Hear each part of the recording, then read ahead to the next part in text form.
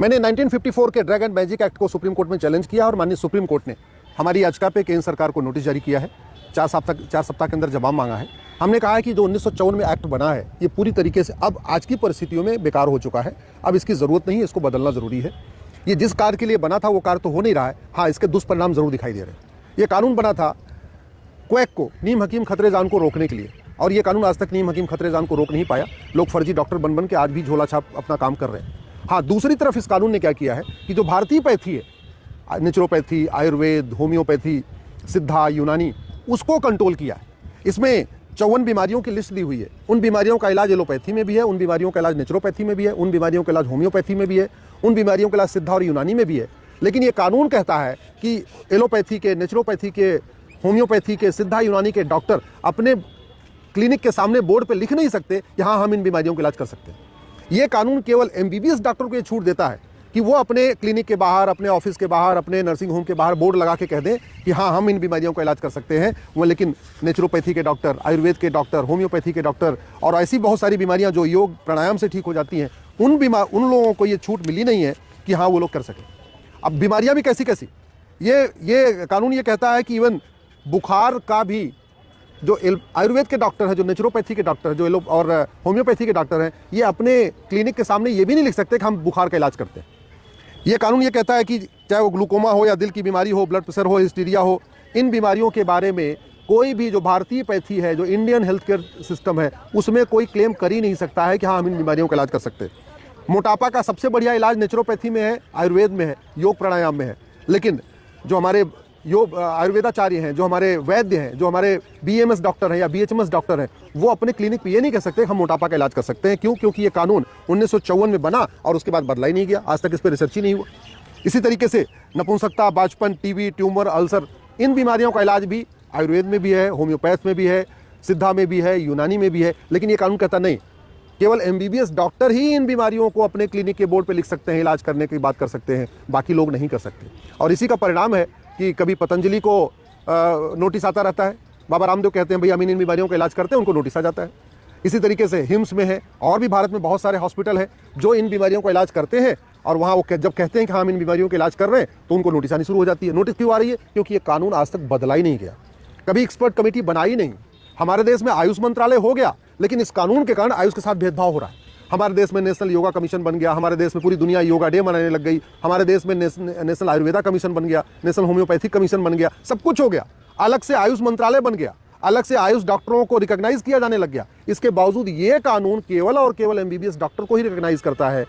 BMS, BHMS या सिद्धा, यूनानी, उनको रिकॉग्नाइज ही नहीं करता, उनको अधिकार नहीं देता कि वो अपने घर के सामने नेम प्लेट लगा के, ना उनको डायग्नोसिस का अधिकार देता है, ना उनको ट्रीटमेंट का अधिकार देता है, ना उनको अपनी एडवर्टीजमेंट का अधिकार देता है, ना क्लेम करने का अधिकार देता है। इसीलिए मैंने इस DMR एक्ट को माननीय सुप्रीम कोर्ट में चैलेंज किया है, और माननीय सुप्रीम कोर्ट ने केंद्र सरकार के स्वास्थ्य मंत्रालय को नोटिस जारी किया है, मिनिस्ट्री ऑफ आयुष को नोटिस जारी किया है, मिनिस्ट्री ऑफ होम को नोटिस जारी किया है। 4 सप्ताह के बाद फिर सुनवाई होगी। हमारा ये कहना है भारत में एक यूनिफॉर्म हेल्थ केयर कोड लागू किया जाए, एक समान चिकित्सा संहिता लागू किया जाए, और आज की परिस्थितियों में किन किन बीमारियों का इलाज किस पैथी में अच्छी तरीके हो रहा है उनको इसकी छूट मिलनी चाहिए। फोकस पैथी पे नहीं होना चाहिए, फोकस स्वास्थ्य पे होना चाहिए। अगर किसी बीमारी का इलाज एलोपैथी में अच्छा है तो ठीक है, वो उसका इलाज एलोपैथी के डॉक्टर कराएं। किसी बीमारी का इलाज अगर आयुर्वेद में अच्छा है तो आयुर्वेद डॉक्टरों को भी अपनी बात कहने का पूरा अधिकार होना चाहिए। किसी बीमारी का इलाज अगर होम्योपैथ में अच्छा है तो होम्योपैथिक डॉक्टरों को भी ये बात कहने का अधिकार होना चाहिए, उनको अपना भी प्रचार करने का अधिकार होना चाहिए कि हाँ, हम इन बीमारियों का इलाज बढ़िया करते हैं। ये नहीं होना चाहिए।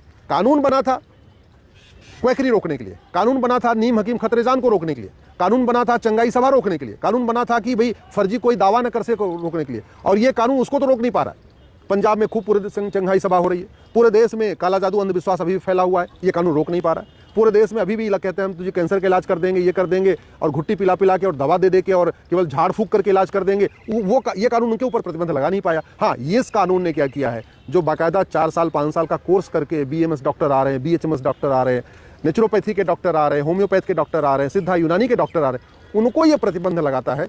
इसलिए अब समय आ चुका है कि इस 1954 वाले कानून को बदला जाए, एक यूनिफॉर्म हेल्थ केयर कोड बनाया जाए, जो मेडिकल का कोर्स है उसका फर्स्ट ईयर कॉमन किया जाए।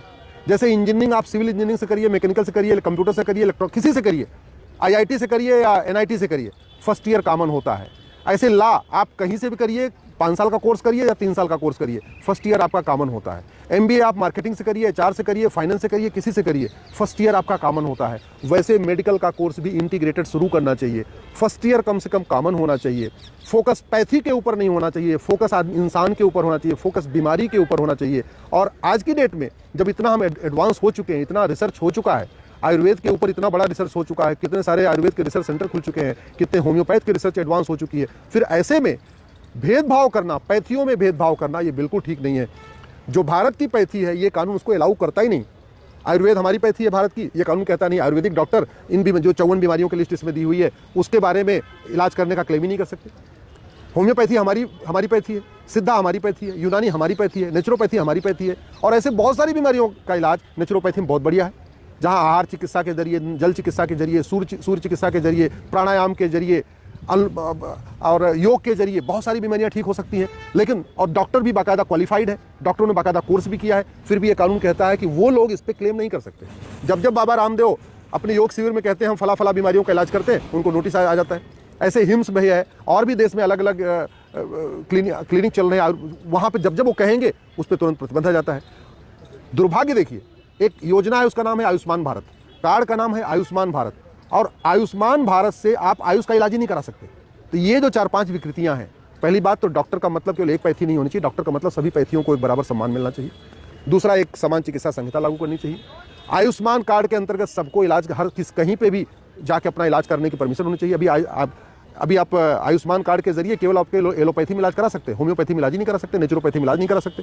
आयुष्मान कार्ड का यूज करके आप जो है सिद्धा में इलाज नहीं करा सकते, यूनानी में इलाज नहीं करा सकते। तो ये जो भेदभाव हो रहा है भारतीय पैथी के साथ, भारतीय चिकित्सा के साथ, वो बंद होना चाहिए और एक नया कानून बनना चाहिए।